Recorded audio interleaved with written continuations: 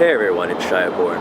It's September 11th, and I wasn't planning on doing anything to commemorate today, but when I woke up this morning, I decided that I would share some personal experiences from that day 10 years ago. I was living in Brooklyn at the time, but I happened to be staying over at my friend's place in Chelsea, Manhattan. Rick, Danny, and Luke, who I actually now live with here in Astoria. We woke up that morning to a phone call from our friend Pete, who lived down in Tribeca, I believe at the time. He told us that to turn on the TV, and that 2 planes had flown into the towers. We thought he was joking, but soon enough we turned on the television and the news was telling the story. We watched for a little bit, and then Luke very smartly told us that we should just go out to the street, because they lived right next to 6th Avenue, and we went out to 6th Avenue, and there you could see the towers burning. Started walking down towards it, and right around 23rd Street, not that will mean anything to people who don't know New York, but around 23rd Street, the first tower collapsed. And it sort of made it very real at that point, because I think up until that moment, people just sort of thought, oh well, we can, they'll put the fire out, everything will be fine. But then it became very apparent that this was a catastrophic event, and we started running. We started running towards it because we were idiots. But also because we wanted to see if we could help, or if there's anything we could do. And thousands of New Yorkers had the exact same idea. But we got there, and there was a wall of smoke and dust, and there was nothing anyone could do. We helped a cop load supplies from a deli, like water and stuff, into a car, and we let emergency workers use our phones. Cell phones were kind of working, like 1 in every 10 calls would go through.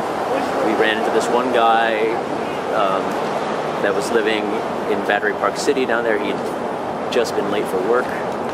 That's the only reason he hadn't been in the towers. He was wandering around with like a briefcase full of papers, cigarettes, and his father's ashes. And we just sort of talked to him for a while and calmed him down.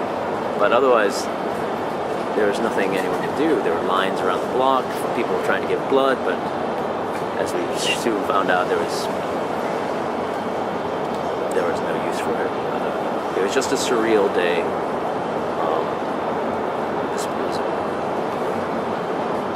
It was surreal because it was a beautiful day.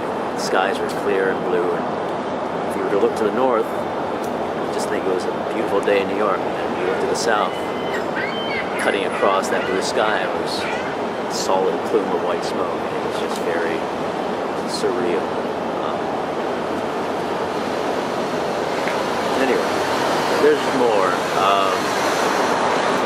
My friend and now roommate Luke at the time was publishing a magazine called NYFC, and he published all our emails in that month's magazine from that day. I'll put the link down below, and if you feel like reading through that, you can. Anyway, it's a little odd. I've been spending a lot of time in downtown Manhattan, and it's weird seeing the Freedom Tower finally rising, being constructed 10 years later. It just seems like something that should have been done years ago. I look at it with a mixture of sort of, I guess, anger at the bureaucracy and hope, I guess.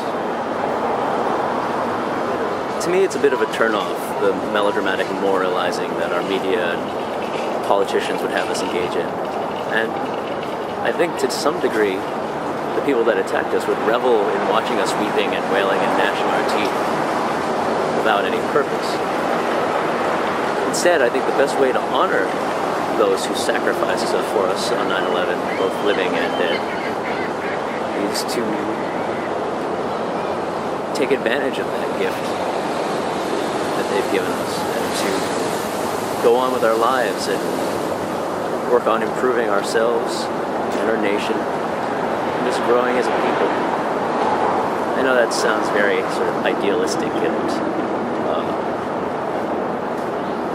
Pollyanna-ish, but